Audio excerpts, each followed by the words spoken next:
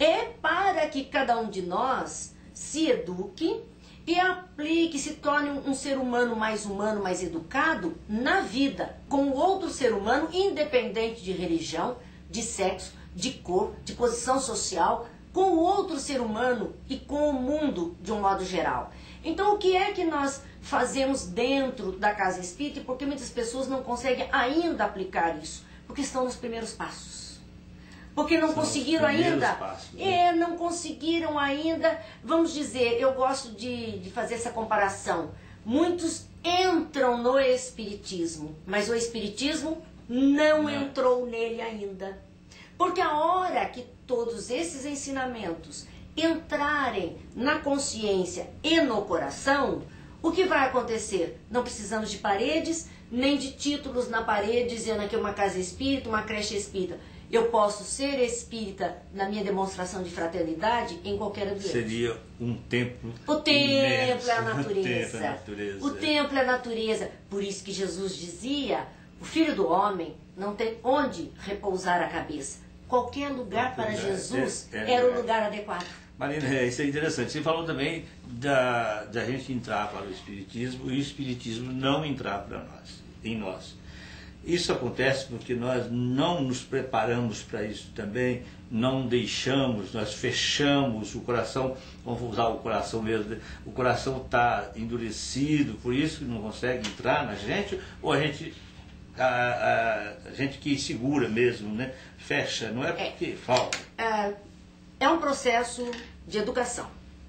E todo processo de educação, todos os professores sabem disso, todos os pedagogos falam disso, o aluno tem que estar motivado.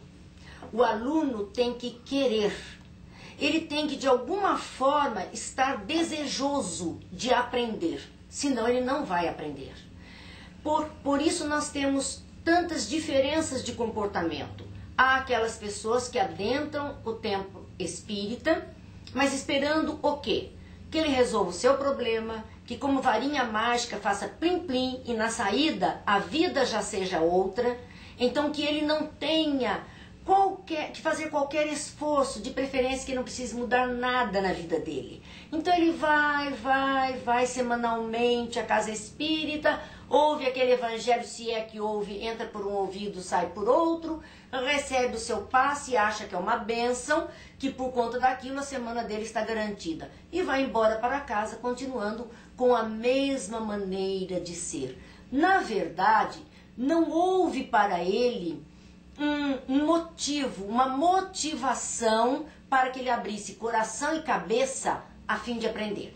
Há uma historiazinha muito interessante que diz assim, que um rapaz chegou para atravessar um rio e havia uma canoa e 2 remos. E o barqueiro disse a ele, pode usar a canoa. E o rapaz subiu naquela canoa, um ligeiro empurrão, foi para a corredeira, pegou um dos remos e começou a remar. No que ele começou a remar com um dos remos, a canoa começou a rodar naquela direção. Ele disse, bem, então não é assim. Guardou aquele remo, pegou o outro, começou a remar. E na medida que ele começou a remar, ele começou a virar na direção contrária. E não saía do lugar. Ele disse, ué, então o que eu tenho que fazer? Se eu remo com este, fico dando voltas aqui. Se eu remo com este, fico dando voltas aqui. Então ele experimentou pegar os 2 remos e movimentá-los em conjunto. O que aconteceu? A canoa foi seguindo a direção adiante e ele pôde atravessar aquele rio. O barqueiro disse a ele, está vendo, rapaz? Você já percebeu o que é que está escrito nesses remos? Em um, o barqueiro tinha escrito fé. No outro, ele tinha escrito razão. Se eu usar só a fé, eu vou ficar dando voltas. Se eu usar só a razão, eu também vou ficar dando voltas. Mas quando eu uso fé e razão no mesmo ritmo, eu vou em frente. A doutrina espírita é uma doutrina de fé raciocinada. É a fé com a lógica, é a fé com a razão. É para pegarmos 2 remos e irmos juntos remando num alvo, numa direção, num objetivo. Muitos ainda estão fazendo círculos. Vão ao templo espírita, com uma proposta de fé. Outros vão ao templo espírita com a proposta do conhecimento, da razão. Mas não há aplicabilidade. Eu preciso juntar as duas coisas, aquilo que transcende o meu coração, àquilo que eu estou aprendendo e usar junto para poder avançar na vida. Então, muitos continuarão indo sim à casa espírita sem conseguir abrir o coração, porque o sentimento associado à fé ainda não funciona. Ele está ali buscando uma solução apenas com a cabeça. Outros estão ali só de coração aberto e não pensam nada, então não modificam nada. É preciso haver uma motivação para que a gente se abra ao aprendizado. Dizem, no meio espírita, disse que quem não vai pelo amor, vai pela dor. São duas motivações. Ou eu posso me entusiasmar por amor, por querer saber, por querer aprender, por querer fazer, e assim eu uso fé e razão juntos e vou remando com tantos outros na corredeira da vida, ou eu vou então me apagar, me anular e vou correr o risco de que a vida traga a resposta desse meu apagamento, dessas minhas escolhas enganosas, gerando dores. E aí a minha motivação será me livrar da dor. E quando eu descobrir que ninguém pode me livrar da dor, mas sou somente eu quem me livro das minhas dores, então aí eu mudo toda a minha vida.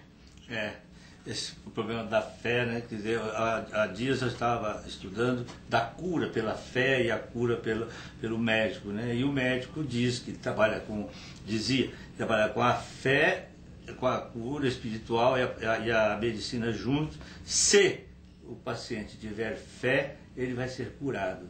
E a fé que ele quis dizer, que é quando ele está ali naquele momento, ele está com a fé do que ele vai mudar. Não é que ele vai dinamiza energias. Ele não vai ser curado. Eu vou mudar se curado, né?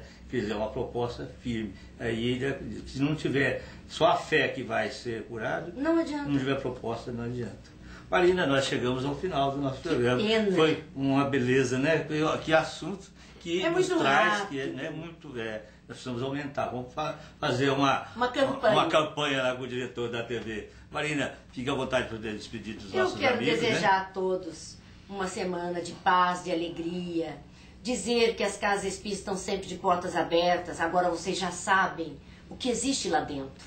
Existe uma escola, existe um desejo de aprender, de falar sobre a vida, de falar sobre nós mesmos, de descobrir a razão de nossas dores e libertarmos as nossas consciências das culpas, dos pesos, dos atavismos, para que, libertos, consigamos caminhar de cabeça erguida, confiantes em Deus, assessorados por Jesus, iluminados pela espiritualidade maior, fazendo da nossa vida uma vida mais feliz. Muita paz a todos.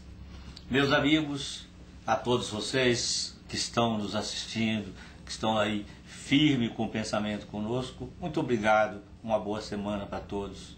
Aos nossos patrocinadores que estão sempre conosco desde que nós começamos, há mais de 2 anos, muito obrigado também a você, Sebastião, Walter, Chico, José, um grande abraço para vocês, que vocês têm nos ajudado muito.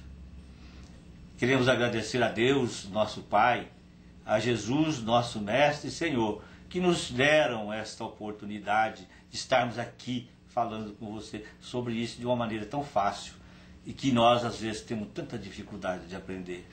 E queremos agradecer também aos nossos irmãos espirituais que vieram e estão conosco, nos ajudando, nos fortalecendo. A todos, muito obrigado e até a próxima semana.